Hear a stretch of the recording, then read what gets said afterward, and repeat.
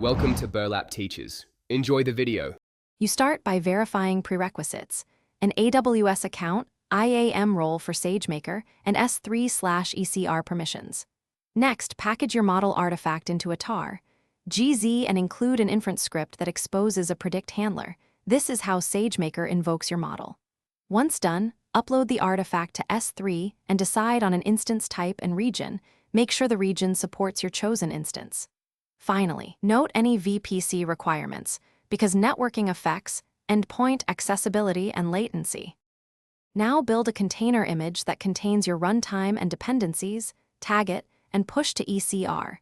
This gives Sagemaker a consistent execution environment.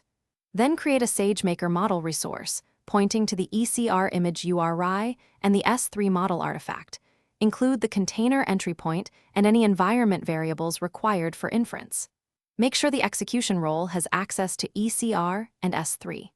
Finally, confirm the model resource exists before moving to endpoint configuration so deployment flows smoothly. Deploy the model by creating an endpoint configuration specifying instance type, count, and any auto-scaling rules, then create the endpoint. Once the endpoint is up, send test requests with representative payloads to verify correctness and latency.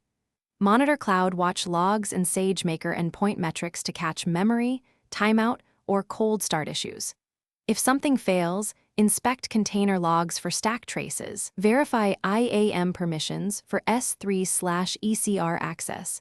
Ensure the model path and entry point. Thanks for watching. Consider subscribing if this video helped you.